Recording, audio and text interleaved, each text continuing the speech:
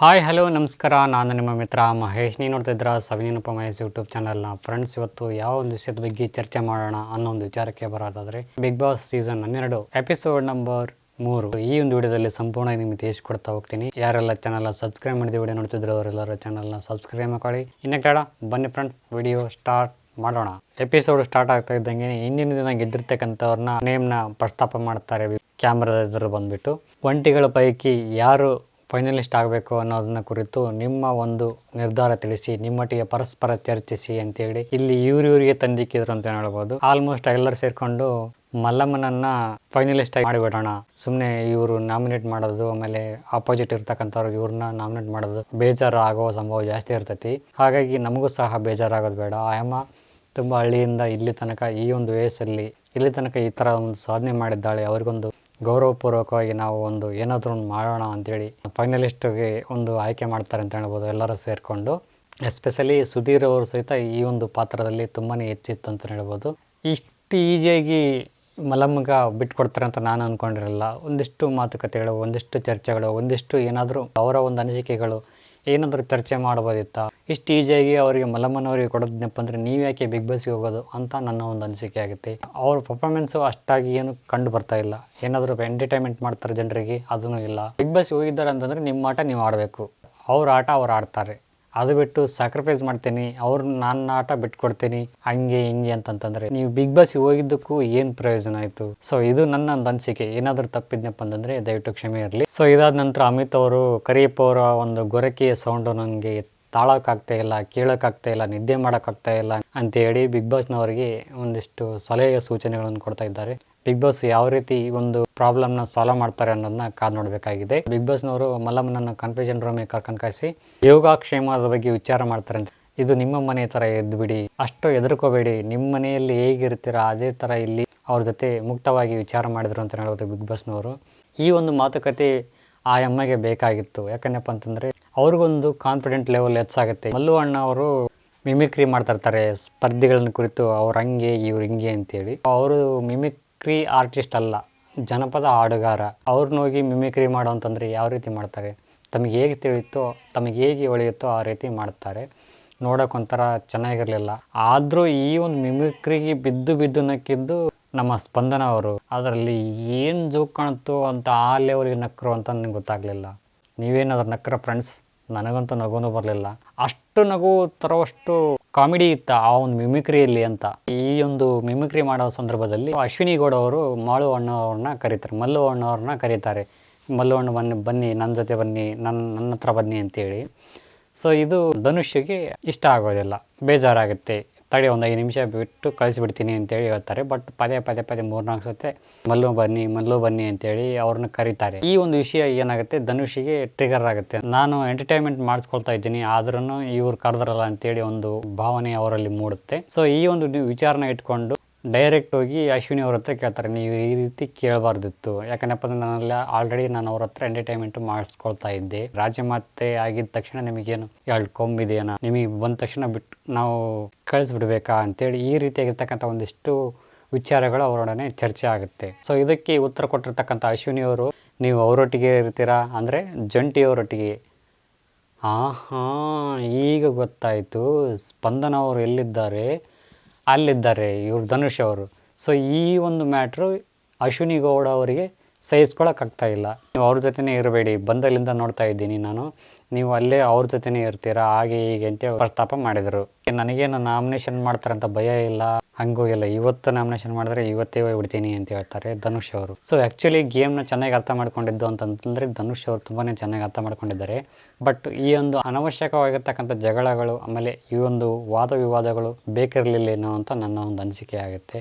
ಜಗಳ ಮಾಡುವಂಥ ಒಂದು ಮ್ಯಾಟ್ರೇ ಅಲ್ಲ ಅದು. ಅದ್ರ ಕೆದಕಿ ಹೋಗಿ ಅಶ್ವಿನಿ ಅವ್ರ ಹತ್ರ ಹೋಗಿ ನೀವು ಜಗಳ ಒಂದು ವಾದ ವಿವಾದ ಮಾಡ್ತೀರಿ ಅಂತಂತಂದು ವಾದ ವಿವಾದ ಮಾಡೋ ಒಂದು ವಿಚಾರ ಇದ್ನಪ್ಪ ಅಂದರೆ ಮಾಡ್ಬೋದು. ಅಂಥ ಒಂದು ಸಂದರ್ಭ ಇದು ಅಲ್ಲ.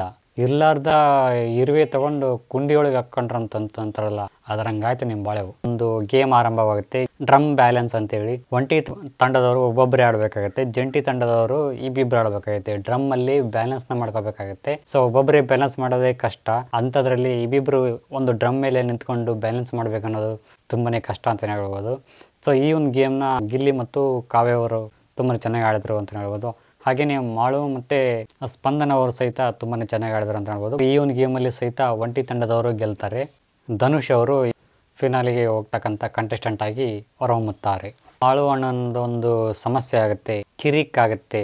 ಮಾಳು ಅಣ್ಣನಿಗೆ ಮತ್ತು ಅಭಿಷೇಕ್ ಅವರಿಗೆ ಸ್ವಲ್ಪ ಕ್ಲಾಶ್ ಆಗುತ್ತೆ. ಒಂದಿಷ್ಟು ಮಾತುಕತೆ, ವಾದ ವಿವಾದಗಳು ಆಗ್ತವೆ ಅಂತ ಹೇಳ್ಬೋದು. ಗಂಡ ಆದವರು ಹೆಂಡತಿ ಹೇಳುವ ಮಾತನ್ನ ಕೇಳಬಾರ್ದು. ಪಾತ್ರೆ ತೊಳೆಯೋದು, ಬಟ್ಟೆ ತೊಳೆಯೋದು, ಆಮೇಲೆ ಅಡುಗೆ ಮಾಡೋದು, ಈ ರೀತಿ ಈ ಒಂದು ಮ್ಯಾಟ್ರು ತುಂಬಾ ಚರ್ಚೆ ಆಗುತ್ತೆ. ಕೆಲವೊಬ್ರು ಹೇಳ್ತಾರೆ ಹೆಂಡತಿ ಹೇಳಿದ ಮಾತು ಕೇಳಿದ್ರೆ ಬೆಟರ್ ಆಗಿರುತ್ತೆ, ಗಂಡನಿಗೂ ಒಂದು ಮರ್ಯಾದೆ ಇರುತ್ತೆ ಅಂತ ಹೇಳ್ತಾರೆ. ಇನ್ನು ಕೆಲವರು ಹೇಳ್ತಾರೆ ಹೆಂಡತಿ ಹೇಳಿದ ಮಾತು ಕೇಳಬಾರ್ದು, ಹೆಂಡತಿ ಗುಲಾಮ ಆಗಿರಬಾರ್ದು ಅಂತ ಇನ್ನು ಕೆಲವರು ಹೇಳ್ತಾರೆ. ಮಾಳುವರು ಸಹಿತ ಇದನ್ನೇ ಒಂದು ಮ್ಯಾಟ್ರನ್ನ ಪ್ರಸ್ತಾಪ ಮಾಡ್ತಾ ಇದ್ದಾರೆ ಅಲ್ಲಿನ ಜನಗಳಿಗೆ. ನಮ್ಮ ಹಳ್ಳಿ ಕಡೆ ಹೇಗೆ ಅಂತಂದಾದರೆ ಈ ರೀತಿಯಾಗಿರ್ತಕ್ಕಂಥ ಒಂದಿಷ್ಟು ಸನ್ನಿವೇಶಗಳು ಆಗೋದಿಲ್ಲ. ಸಿಟಿ ಕಡೆ ಆದ್ನಪ್ಪ ಅಂದರೆ ಈ ರೀತಿ ಸನ್ನಿವೇಶಗಳು ನಡೀತಾ ಇರ್ತವೆ ಅಂತ ಹೇಳ್ತಾರೆ. ಅಭಿಷೇಕ್ ಅವರು ವಿಚಾರ ಒಂದು ಇಟ್ಕೊಂಡು ವಿಚಾರ ಮಾಡಿ ನೋಡಿದರೆ ಅವರೂ ಸರಿ ಇದ್ದಾರೆ. ಮಲ್ಲು ಅಣ್ಣನ ವಿಚಾರವನ್ನು ಇಟ್ಕೊಂಡು ವಿಚಾರ ಮಾಡಿದಪ್ಪ ಅಂತಂದರೆ ಇವರು ಸರಿ ಇದ್ದಾರೆ.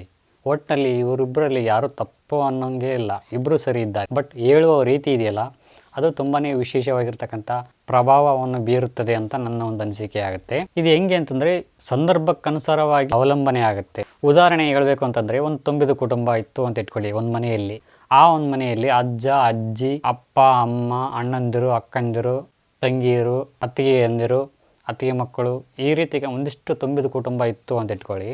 ಆ ಮನೆಯಲ್ಲಿ ಯಾರೋ ಒಬ್ಬರು ಸಣ್ಣ ಚಿಕ್ಕ ತಮ್ಮ ಅವನ ಹೆಂಡತಿಗೆ ಸಹಾಯ ಮಾಡ್ತೀನಿ ಅಂತ ಒಬ್ಬ ಗಂಡ ಅಂತ ಇಟ್ಕೊಳ್ಳಿ. ಆ ಒಂದು ಕುಟುಂಬದಲ್ಲಿ ಇರ್ತಕ್ಕಂಥ ಸದಸ್ಯರು ಏನು ಮಾಡ್ತಾರೆ, ಇವನ್ ಬೇಯೋದಿಲ್ಲ, ಆ ಹುಡುಗಿನ ಬೈತಾರೆ, ಆ ಹೆಂಡತಿನ ಬೈತಾರೆ. ಆ ಭಯವನ್ನ ಈ ಒಂದು ಮಹಿಳೆ ಸಹಿಸ್ಕೋದಿಲ್ಲ. ಅದಕ್ಕೋಸ್ಕರ ಏನು ಮಾಡ್ತಾರೆ, ಆ ಮಹಿಳೆ ಈ ಕೆಲಸ ಎಲ್ಲವನ್ನು ನಾನು ಮಾಡ್ತೇನೆ ಅಂದರೆ ಇದು ಒಂದು ಸನ್ನಿವೇಶ ಎಲ್ಲಿ ನಡೀತೈತೆ ಅಂತಂದರೆ ಹಳ್ಳಿಯಲ್ಲಿ ನಡೀತೈತಿ. ಸಿಟಿಯಲ್ಲಿ ಐತೆ ಅಂತಂದರೆ ಒಬ್ಬ ಗಂಡ, ಒಬ್ಬ ಹೆಂಡತಿ, ಒಬ್ಬ ಮಗು, ಇಷ್ಟೇ ಪಾಲನೆ ಪೋಷಣೆ ಇಷ್ಟೇ ಇರೋದು. ಗಂಡ ಬೇಗ ಬಂದರೆ ಮನೆಗೆ ಗಂಡ ಅಡುಗೆ ಮಾಡಬೇಕು, ಹೆಂಡತಿ ಬೇಗ ಬಂದರೆ ಮನೆಗೆ ಹೆಂಡತಿ ಅಡುಗೆ ಮಾಡಬೇಕು. ಅಲ್ಲಿ ಈಕ್ವಲ್ ಅಂದರೆ ಅಲ್ಲಿ ವಿಭಕ್ತ ಕುಟುಂಬ, ಇಲ್ಲಿ ಅವಿಭಕ್ತ ಕುಟುಂಬ.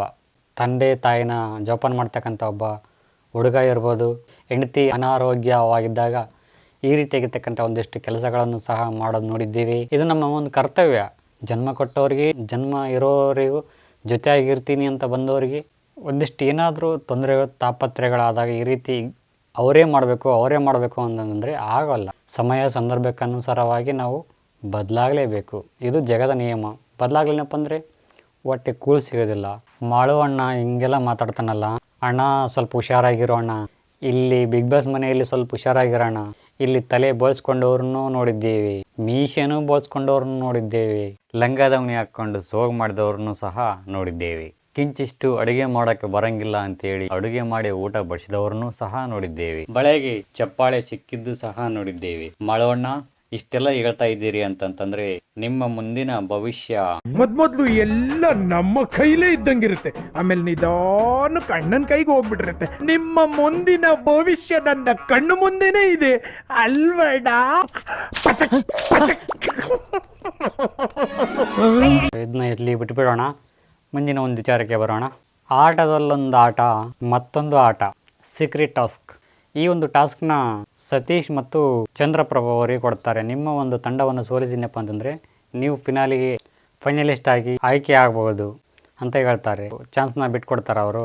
ನೋ ವೇ, ಯಾರೇ ಆದರೂ ಈ ಒಂದು ಚಾನ್ಸ್ನ ಬಿಟ್ಕೊಡೋಲ್ಲ. ಇವರಲ್ಲದೆ ಬೇರೆ ಯಾರಾದರೂ ಆಗಿದ್ದರೂ ಸಹ ಇದೇ ಒಂದು ಕಾರ್ಯವನ್ನು ಮಾಡ್ತಾಯಿದ್ರು, ಇದೇ ಒಂದು ಕೆಲಸವನ್ನು ಮಾಡ್ತಾಯಿದ್ರು.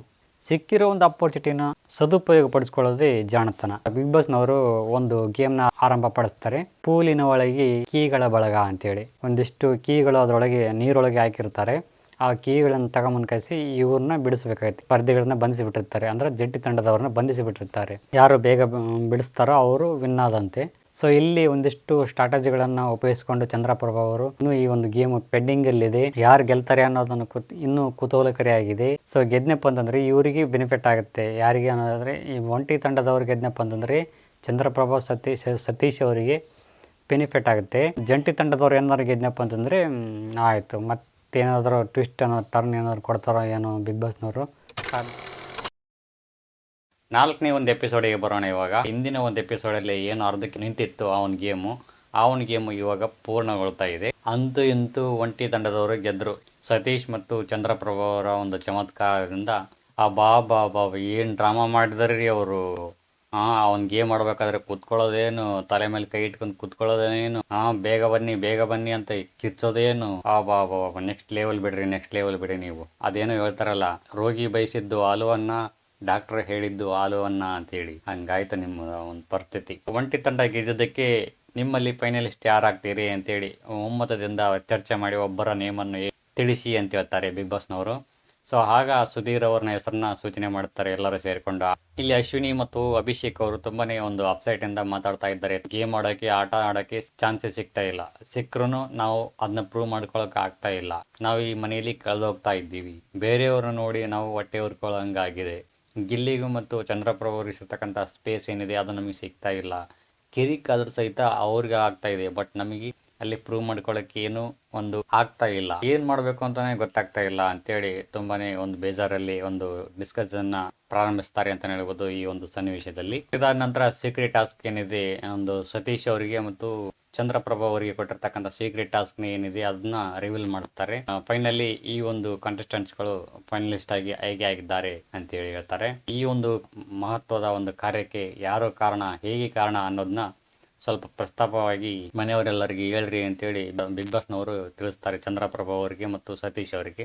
ಅವರು ಹೇಳ್ತಾರೆ ಈ ರೀತಿ ಮಾಡಿದ್ವಿ ಹಿಂಗೆ ಅಂತೇಳಿ. ಎಲ್ಲರೂ ಶಾಕ್ ಆಗ್ತಾರೆ ಅಂತ ಹೇಳ್ಬೋದು. ಒಂಟಿ ತಂಡದವ್ರು ಏನ್ ಮಾಡ್ತಾರೆ, ಜಂಟಿ ತಂಡದವ್ರು ಸರಿಯಾಗಿ ಕೆಲಸ ಮಾಡ್ತಾ ಇಲ್ಲ ಹಂಗೆ ಹಿಂಗೆ ಅಂತೇಳಿ ಒಂದಿಷ್ಟು ಅಭಿಪ್ರಾಯಗಳನ್ನು ವ್ಯಕ್ತಪಡಿಸ್ತಾರೆ. ಇದನ್ನ ಅಶ್ವಿನಿ ಗೌಡ ಅವರೇ ಸಹಿಸ್ಕೊಳಕ್ಕಾಗೋದಿಲ್ಲ. ಎಲ್ಲರೂ ಈ ಒಂದು ಮನೆಗೆ ಬಂದಿದ್ದೀವಿ ಅಂತಂದ್ರೆ ಸ್ವಚ್ಛತೆಯನ್ನು ಕಾಪಾಡ್ಕೋಬೇಕಾಗುತ್ತೆ, ನೀವು ನಿಮ್ಮ ಕೆಲಸಗಳನ್ನು ಮಾಡಲೇಬೇಕು ಹಂಗೆ ಹಿಂಗೆ ಅಂತೇಳಿ ಒಂದಿಷ್ಟು ರೂಲ್ಸ್ಗಳನ್ನು ವ್ಯಕ್ತಪಡಿಸ್ತಾರೆ ಒಂಟಿ ತಂಡದವರು ಜಂಟಿ ತಂಡದವರಿಗೆ. ಈ ಒಂದು ಸಮಯದಲ್ಲಿ ಮಾತಾಡೋಕೆ ಮತ್ತು ಜಗಳ ಮಾಡೋಕೆ ಅಭಿಷೇಕ್ ಅವರಿಗೆ ಒಂದು ಒಳ್ಳೆ ಚಾನ್ಸ್ ಸಿಕ್ತು ಅಂತ ಹೇಳ್ಬೋದು. ಇವರಿಗೆ ಕುರಿಯಾಗಿದ್ದು ಸತೀಶ್ ಅವರು ಮತ್ತು ರಾಸಿಕ್ ಅವರು. ಇವರು ಸಹ ಅಂತೂ ಇಂತೂ ಜಗಳ ಮಾಡಿದ್ರಪ್ಪ ಈ ಒಂದು ಸೀಸನ್ನಲ್ಲಿ. ತಿರ್ಗಾ ಮತ್ತೆ ಒಂದು ಮೀಟಿಂಗ್ ಮಾಡ್ತಾರೆ, ನಿಮ್ಮ ಕೆಲಸವನ್ನು ಮಾಡಲೇಬೇಕು ಹಂಗೆ ಹಿಂಗೆ ಒಂದಿಷ್ಟು ರೂಲ್ಸ್ಗಳನ್ನು ಹೊಸ ರೂಲ್ಸ್ಗಳನ್ನು ವ್ಯಕ್ತಪಡಿಸ್ತಿರ್ತಾರೆ. ಈಗಿರ್ಬೇಕಂದಪ್ಪ ಅಂದರೆ ಕಾವ್ಯ ಅವರು ಕೇಳಿಸ್ಕೊಳ್ತಾ ಇರ್ತಾರೆ, ಬಟ್ ಇವ್ರ ಕಡೆ ನೋಡ್ತಾರ ಇಲ್ಲ, ಅಶ್ವಿನಿ ಅವ್ರ ಕಡೆ ನೋಡ್ತಾ ಇರೋದಿಲ್ಲ. ಸೊ ನನ್ನನ್ನೇ ನೋಡು ಅಂತೇಳಿ ಇವ್ರು ಪದೇ ಹೇಳ್ತಂಗೆ ನಾನು ಕೇಳಿಸ್ಕೊಳ್ತಾ ಇದ್ದೀನಿ ನೀವು ಹೇಳಿ ಅಂತೇಳಿ ಆಯಮ್ಮ ಹೇಳ್ತಾ ಇದ್ದೆ ಕಾವ್ಯ ಅವರು. ಬಟ್ ಈ ಅಮ್ಮ ಕೇಳ್ತಾ ಇಲ್ಲ, ಈಗ ಒಂದು ಬಿಡಬೇಕು ಅಂತೇಳಿ ಹೇಳ್ತಾರೆ. ಅದು ನಿಮಗೂ ಸಹ ಅನ್ವಯಿಸುತ್ತೆ ಅಂತ ಕಾವ್ಯ ಅವರು ತಿಳಿಸ್ತಾರೆ. ಹಿಂಗೆ ವಾದ ಪ್ರತಿವಾದ, ಮುಖ ನೋಡಿ ಮಾತಾಡು, ಕಣ್ಣು ನೋಡಿ ಮಾತಾಡು ಅಂತ ಹೇಳ್ತಾರೆ. ತುಂಬಾನೇ ನಕ್ಕಿವ್ ಅಂತ ಹೇಳ್ಬೋದು ಈ ಒಂದು ಸನ್ನಿವೇಶಕ್ಕೆ ಈ ಒಂದು ಸನ್ನಿವೇಶ ನೆನೆಸ್ಕೊಂಡು ಅಂತ ಹೇಳ್ಬೋದು. ಹಿಂಗೆ ಪದೇ ಅಶ್ವಿನಿ ಅವರು ಕಾವ್ಯ ಅವ್ರ ಹತ್ರ ಜಗಳ ಮಾಡೋಕೆ ಬರ್ತಾ ಇದ್ದಾರೆ. ಗಿಲ್ಲಿ ಸುಮ್ಮನೆ ಬಿಟ್ಬಿಡ್ತಾನ, ತಗೊಳ್ಳಿ ಶುರುವಾಯಿತು ಜಗಳ. ಮತ್ತೆ ಈ ಅಮ್ಮನ್ನ ಯಾರು ರಾಜಮಾತೆ ಅಂತೇಳಿ ನಾಮಕರಣ ಮಾಡಿದ್ರು ಅವ್ರಿಗೊಂದು ದೊಡ್ಡ ನಮಸ್ಕಾರ. ಒಂದು ದೃಷ್ಟಿಯಲ್ಲಿ ಅಶ್ವಿನಿ ಗೌಡ ಅವರು ಏನು ಹೇಳ್ತಾ ಇದ್ದಾರೆ ಅದು ಸರಿ ಇದೆ, ಬಟ್ ಅವ್ರು ಹೇಳೋ ರೀತಿ ಇದೆಯಲ್ಲ ಅದು ಮನೆಯವರಿಗೆ ಇಷ್ಟ ಆಗ್ತಾ ಇಲ್ಲ. ಈ ಒಂದು ಮೀಟಿಂಗ್ ಆದ್ಮೇಲೆ ಕಾವ್ಯ ಅವ್ರನ್ನ ಹೊರಗಡೆ ಕರ್ಕೊಂಡೋಗಿ ಅಲ್ಲಿ ಮಾತಾಡ್ತಾ ಇದ್ದಾರೆ, ನಮ್ಮನ್ನೇ ಟಾರ್ಗೆಟ್ ಮಾಡ್ತಾ ಇದ್ದಾರೆ ಹಂಗೆ ಹಿಂಗೆ ಅಂತೇಳಿ ಕಾವ್ಯ ಅವರು ಕಣ್ಣಂಚಲ್ಲೇ ನೀರು ಬರ್ತಾ ಇತ್ತು. ಸೊ ಈ ಒಂದು ಮೂಮೆಂಟಲ್ಲಿ ನನ್ನೇ ನೋಡು, ನನ್ನ ಮುಖನೇ ನೋಡು ಅಂತ ಹೇಳ್ತಾ ಇದ್ದಾರಲ್ಲ ಅಶ್ವಿನಿ ಗೌಡ ಅವರು, ಅವ್ರ ಮುಖದಲ್ಲಿ ಏನು ಕೋತಿ ಕುಣಿತಾ ಇದೆಯಾ ಅಂತೇಳಿ ಹೇಳ್ತಾರೆ. ತುಂಬಾನೇ ಪುಣ್ಯ ಆಗಿತ್ತು ಅಂತ ಹೇಳ್ಬೋದು. ಈ ಒಂದು ಸನ್ನಿವೇಶ ನೋಡೋಕೆ ಒಂಥರ ಕಿಕ್ಕಿತ್ತು ಅಂತ ಹೇಳ್ಬೋದು. ಸೊ ಆ ಕಡೆ ಅವ್ರದ್ದಾದ್ರೆ, ಈ ಕಡೆ ಸುಧೀರ್ ಅವರು ಅಶ್ವಿನಿ ಗೌಡ ಅವರಿಗೆ ತಿಳಿಸ್ತಾರೆ ಇವ್ರನ್ನ ಚೇಂಜ್ ಮಾಡಿಬಿಡೋಣ ಅಂತೇಳಿ. ಸರಿ ಚೇಂಜ್ ಮಾಡಿಬಿಡೋಣ ಅಂತ ಹೇಳ್ತಾರೆ. ಸರಿ ಚೇಂಜ್ ಮಾಡೋಣ ಅಂತಂದ್ರೆ ಸತೀಶ್ ಮತ್ತು ಚಂದ್ರಪ್ರಭಾ ಅವರು ಇರ್ತಕ್ಕಂಥ ಒಂದು ಬಾತ್ರೂಮ್ ಏರಿಯಾ ಏನಿದೆ ಅದನ್ನ ಇವ್ರಿಗೆ ಬಿಟ್ಕೊಡ್ತಾರೆ, ಗಿಲ್ಲಿಗೆ ಮತ್ತು ಕಾವ್ಯಗೆ ಬಿಟ್ಕೊಡ್ತಾರೆ. ಅವ್ರ ಪ್ಲೇಸ್ನ ಇವ್ರು ತಗೋತಾರೆ, ಅಂದ್ರೆ ಎಕ್ಸ್ಚೇಂಜ್ ಆಗ್ತಾರೆ ಇಬ್ರು. ಸೊ ಇಬ್ರು ಸೇರ್ಕೊಂಡು ಬಾತ್ರೂಮ್ ಕ್ಲೀನ್ ಮಾಡೋಕೆ ರೆಡಿ ಆಗ್ತಾರೆ. ಇವಾಗ ನೋಡಿ ಇದೆ ರಿಯಲ್ ಮಜಾ. ಕೋತಿ ತಾನು ಕೆಡೋದಲ್ಲದೆ ಇಡೀ ವನನೆಲ್ಲ ಕೆಡಿಸ್ತಂತೆ. ಹಂಗಾಯ್ತು. ಈ ಗಿಲ್ಲಿ ಜೊತೆ ಇದ್ದು ಕಾವ್ಯನು ಸಹ ಉರ್ಸೋಕೆ ಶುರು ಮಾಡ್ಕೊಂಡ್ಬಿಟ್ಟಿದ್ದಾರೆ. ಗಿಲ್ಲಿ ಮತ್ತು ಕಾವ್ಯ ಇಬ್ರು ಸೇರ್ಕೊಂಡು ಯಾವ ಲೆವೆಲಿಗೆ ಉರ್ಸಿದ್ರು ಅಂತಂದ್ರೆ ಬಾ ನೆಕ್ಸ್ಟ್ ಲೆವೆಲ್ ಬಿಡಿ. ಕಾವ್ಯಂಗೂ ಸಹ ಉರ್ಸಕ್ ಬರುತ್ತೆ ಅನ್ನೋದು ನಮಗೆ ನಿನ್ನೆ ಗೊತ್ತಾಯ್ತು. ಇಬ್ರು ಸೇರ್ಕೊಂಡು ಬಾತ್ರೂಮ್ ಅಲ್ಲಿ ಉರ್ಸಿದ್ರು ಅಶ್ವಿನಿಗೆ ನೆಕ್ಸ್ಟ್ ಲೆವೆಲಲ್ಲಿ ಉರ್ಸಿದ್ರು. ಅಷ್ಟು ಉರ್ಸ್ತಾ ಇದ್ರು ಸಹಿತ ನೀವು ಹೋಗಿ ಮೇಡಮ್ ನಾವು ಇಲ್ಲಿ ಕ್ಲೀನ್ ಮಾಡಿ ಬರ್ತೀವಿ ಅಂತ ಕಾವ್ಯ ಅವ್ರು ತಿಳಿಸಿದ್ರ ಸಮೇತ ನಾನು ಇಲ್ಲೇ ನಿಲ್ತೀನಿ ಅಂತ ಹೇಳಿ ಅಲ್ಲೇ ನಿಂತ್ಕೊಳ್ತಾರೆ. ಹೋಗ್ಬೋದಿತ್ತು ತಾನೇ, ಅಷ್ಟು ಉರ್ಸ್ತಾ ಇದ್ರು ಸಹಿತ ಅಲ್ಲೇ ನಿಂತ್ಕೊಳ್ಳೋ ಒಂದು ಪರಿಸ್ಥಿತಿ ಏನಿತ್ತು ಇವ್ರಿಗೆ ಅಂತ. ಅಯ್ಯೋ ದೇವ್ರೆ, ಮತ್ತೆ ಒಳ್ಳೆ ಶುರು ಹಚ್ಕೊಂಡ್ರು, ಉರ್ಸಿದ್ರು ಮತ್ತೆ ಒಳ್ಳೆ ಉರ್ಸೋಕ್ ಸ್ಟಾರ್ಟ್ ಮಾಡಿದ್ರು. ಹೆಂಗೆ ಉರ್ಸ್ತಾರ ಅಂತಂದ್ರೆ ಯಾರು ಇವ್ರ ಕಡೆ ಬೆರಳಿಟ್ಟು ತೋರ್ಸ್ಲೇ ಇಲ್ಲ, ಯಾಕೆ ಉರ್ಸ್ತಾ ಇದ್ದೀರ ನೀವು ಅಂತೇಳಿ. ಇದು ಅಲ್ಲದೆ ಗಿಲ್ಲಿಗೆ ಒಂದು ಡೈಲಾಗ್ ಬೇರೆ ನೆನಪು ಮಾಡಿಕೊಡ್ತಾಳೆ ಕಾವ್ಯ. ಏನು ಅಂತಂತಂದ್ರೆ ಇವರು ಅಶ್ವಿನಿ ಗೌಡ ಅವರು ರಾಜವಲಿಯ ಫಿಲ್ಮ್ ಅಲ್ಲಿ ಆಕ್ಟ್ ಮಾಡಿದ್ದಾರೆ. ಅಂದ್ರೆ ಅವನ ಮಗನ ಕರ್ಕೊಂಬಂದ್ ಕಸಿ ಅಂಗಡಿ ಹತ್ರ ಬಂದು ಚಾಕ್ಲೇಟು ಇವನ್ನೆಲ್ಲ ಕೊಡ್ಸ್ಕೊಂಡು ಕರ್ಕೊಂಡು ಹೋಗ್ತಿರ್ತಾರೆ. ಆ ಟೈಮಲ್ಲಿ ಯಶ್ ಅವರು ಒಂದು ಡೈಲಾಗ್ ಹೇಳ್ತಾರೆ, ಕೊನೆಯವರೆಗೂ ನಮ್ಮ ಅತ್ತೆ ಮಗಳನ್ನ ಕಣ್ಣು ಹೊಡಿತಾ ಇರೋದೆ ಅಂತೇಳಿ ಒಂದು ಡೈಲಾಗ್ ಹೇಳಿರ್ತಾರೆ. ಆ ಒಂದು ಡೈಲಾಗ್ನ ನೆನಪು ಮಾಡ್ತಾಳೆ. ನೆನಪು ಮಾಡಿ ಗಿಲ್ಲಿ ನನಗೆ ಈ ಡೈಲಾಗ್ನ ನೆನಪಿಟ್ಕೋ, ಇಬ್ರು ಸೇರ್ಕೊಂಡು ಉರ್ಸೋನ್ ಹಾಕಿ ಈಗ ಅಂತೇಳಿ ಆ ಒಂದು ಡೈಲಾಗ್ನ ಗಿಲ್ಲಿಗೆ ಸಜೆಷನ್ ಮಾಡ್ತಾಳೆ. ನೋಡ್ರಪ್ಪ ನಮ್ಮ ಹೆಣ್ಮಕ್ಳು ಹೆಂಗೆಲ್ಲ ಓರಿಸ್ತಾರೆ ಅನ್ನೋದನ್ನ ನೋಡಿ ತಿಳ್ಕೊಳ್ಳಿ. ಈ ಡೈಲಾಗ್ ಸಿಕ್ಕಿದ್ದೆ ತಡ ಗಿಲ್ಲಿ ಅವ್ರು ಬಿಡ್ತಾರ, ಮಲ್ಲಮ್ಗೆ ಕಣ್ಣು ನೋಡಿದ ಕಸಿ ಯಾಕೆ ಕಣ್ಣು ನೋಡಿದೆ ಕೇಳು ಮಲ್ಲಮ್ಮ ಅಂತಂದ ಗಿಲ್ಲಿ. ಯಾಕೆ ಅಂತ ಕೇಳ್ತಾಳೆ ಮಲ್ಲಮ್ಮ. ನಮ್ಮ ಮಾವನ ಮಗಳಿಗೆ ನಾವು ಕೊನೆಯವರೆಗೂ ಕಣ್ಣು ಹೊಡಿತಾನೆ ಇರ್ತೀವಿ, ನಮ್ಮನ್ನು ಕೇಳೋರು ಯಾರು ಅಂತೇಳಿ ಈ ಒಂದು ಡೈಲಾಗ್ನ ಹೇಳ್ತಾರೆ. ಈ ಒಂದು ಡೈಲಾಗ್ ಹೇಳಿದ್ದು ಈ ಒಂದು ಡೈಲಾಗ್ನ ಪದೇ ಪದೇ ಕೇಳಿಸ್ಕೊಳ್ಳೋಕೆ ಪದೇ ಗಿಲ್ಲಿ ಹತ್ರ ಬರ್ತಾ ಇದ್ದದ್ದೇನು ಆಯಮ್ಮ ಯಪ್ಪ ದಿಟ್ಟು. ಆ ಫಿಲ್ಮಲ್ಲಿ ಯಶ್ ಅವರು ಯಾವ ಆ ಒಂದು ಡೈಲಾಗ್ ಹೇಳಿ ಹೋಗ್ತಾ ಇರ್ಬೇಕನ್ನಪ್ಪ ಅಂದರೆ ಏನು ಸ್ಮೈಲ್ ಕೊಡ್ತಾಳೆ, ಆ ದಿಟ್ಟು ಅದೇ ಒಂದು ಸ್ಮೈಲು ಇವತ್ತೂ ಬಂತು. ಅದೇ ಹಸನ್ಮುಖನಾಗಿ ನಾಚಿಕೆಯ ಕಿರುನಗೆ ಎಲ್ಲರೂ ಸೇರಿಕೊಂಡು ಕಾಫಿಯನ್ನು ಮಾಡ್ಕೊಂಡು ಬನ್ನಿ ಅಂತ ಹೇಳ್ತಾರೆ. ಆ ಒಂದು ಜ್ಯೂಸ್ ಒಳಗೆ ಉಪ್ಪು ಹಾಕೊಂಡು ಬಂದ್ಬಿಟ್ಟಿರ್ತಾರೆ ಕಾವ್ಯ ಅವರು ಮತ್ತು ಗಿಲ್ಲಿ ಅವರು ಇಬ್ಬರು ಸೇರಿಕೊಂಡು. ಕಿವಿ ಹಿಡಿದು ಕಸಿ ಕೂರಿಸೋದು, ಆಮೇಲೆ ಪನಿಷ್ಮೆಂಟ್ ತಗೋತಾರೆ ಅಂತ ಹೇಳ್ಬೋದು ಇಲ್ಲಿನೂ ಸಹ. ಸೊ ಇದಾದ ನಂತರ ಒಂದು ಗೇಮ್ ಆರಂಭವಾಗುತ್ತೆ. ಆ ಒಂದು ಪೆಡಸ್ಟಾಲ್ ಅಲ್ಲಿ ಒಂದು ಬಿಲ್ಲೆಗಳನ್ನು ಕೊಟ್ಟಿರ್ತಾರೆ. ಆ ಬಿಲ್ಲೆಗಳನ್ನ ಒಂದರಿಂದ ಒಂದು ಜೋಡಿಸಿ ಅವುಗಳನ್ನ ಬೀಳಿಸ್ಬೇಕು. ಧನುಷ್ ಅವರು ತುಂಬಾನೇ ಫಾಸ್ಟ್ ಆಗಿ ಆಡ್ಕೇಸಿ ಒಂದು ಬೆಲ್ನ ಹೊಡಿತಾರೆ. ಬೆಲ್ ಹೊಡಿಬೇಕೇನಪ್ಪ ಅಂದ್ರೆ ಅಲ್ಲಿ ಅವರು ಒಂದು ಆಟ ತಪ್ಪಾಗಿ ಆಡಿರ್ತಾರೆ. ಸೊ ಹಾಗಾಗಿ ಈ ಒಂದು ಗೇಮ್ ತಪ್ಪಾಗಿದೆ, ಇಲ್ಲಿ ನೀವು ರೂಲ್ಸ್ನ ಮೀರಿದ್ದೀರಿ ಅಂತ ಹೇಳ್ತಾರೆ ಬಿಗ್ ಬಾಸ್ನವರು. ಉಸ್ತುವಾರಿಗಳು ಏನು ಡಿಸಿಷನ್ ತಗೊಳ್ತೀರೋ ಅದನ್ನ ನಾವು ತಗೊಳ್ತೀವಿ ಅಂತ ಹೇಳ್ತಾರೆ ಬಿಗ್ ಬಾಸ್ನವರು. ನಾನು ಇನ್ನು ಮುಂದೆ ನಿಮ್ಮ ತಂಟೆಗೆ ಬರೋಂಗಿಲ್ಲ, ನೀವು ಏನು ಡಿಸಿಷನ್ ತಗೊಳ್ತೀರೋ ಅದ್ರ ಮೇಲೆ ಡಿಪೆಂಡ್ ಆಗುತ್ತೆ ಈ ಒಂದು ಆಟದ ನಿಯಮ ಆಮೇಲೆ ರಿಸಲ್ಟು ಅಂತ ಹೇಳ್ತಾರೆ. ಸೊ ಆವಾಗ ಇಲ್ಲಿ ಇವರಿಬ್ರಿಗೆ ತಲೆ ಕೆಟ್ಟಾಗ್ಬಿಡುತ್ತೆ, ಕಾವ್ಯಗೂ ಮತ್ತು ಗಿಲ್ಲಿಗೂ. ಅವ್ರ ಜೊತೆ ಇವ್ರು ಮಾತಾಡೋಂಗಿಲ್ಲ, ಇವ್ರ ಜೊತೆ ಅಶ್ವಿನಿ ಅವರು ಮಾತಾಡೋಂಗಿಲ್ಲ. ಬೇಕು ಅಂತಲೇ ಇವ್ರ ಮೂವರನ್ನ ಬಿಗ್ ಬಾಸ್ನವರು ಉಸ್ತುವಾರಿಗಳಾಗಿ ನೇಮಕ ಮಾಡಿದ್ದಾರೆ. ಜಗಳ ಆಗುತ್ತೋ ಅಥವಾ ಆಗಲ್ವೋ ಅಥವಾ ಇದರ ಒಂದು ರಿಸಲ್ಟ್ ಏನಾಗುತ್ತೋ ಅನ್ನೋದನ್ನ ಕಾದು ನೋಡಬೇಕಾಗಿದೆ. ಯಾಕಂದಪ್ಪ ಅಂತಂದರೆ ಧನುಷ್ ಅವರು ಈ ಒಂದು ಗೇಮ್ನ ಬಿಟ್ಕೊಡೋಕ್ಕೆ ರೆಡಿ ಇಲ್ಲ. ಇದ್ರ ಜೊತೆಗೆ ಸುಧೀರ್ ಅವರು ಸಹಿತ ಮೊದಲಿಂದ ಆಡೋಕ್ಕೆ ಅವ್ರು ಒಪ್ಕೊಳ್ತಾ ಇಲ್ಲ. ಸೊ ಹೆಂಗೆ ಆಗುತ್ತೆ ಈ ಒಂದು ಮುಂದಿನ ಗೇಮ್ ಟ್ವಿಸ್ಟ್ ಆ್ಯಂಡ್ ಟರ್ನ್ ತಗುತ್ತೆ ಅನ್ನೋದನ್ನ ಕಾದು ನೋಡಬೇಕಾಗಿದೆ. ಸೊ ಇದಾಗಿತ್ತು ವಿಡಿಯೋ ಇಷ್ಟ ಆಯಿತು ಲೈಕ್ ಮಾಡಿ, ಕಾಮೆಂಟ್ ಮಾಡಿ, ಶೇರ್ ಮಾಡಿ ಅಂತ ಹೇಳ್ತಾ thank you for watching. Thank you, bye.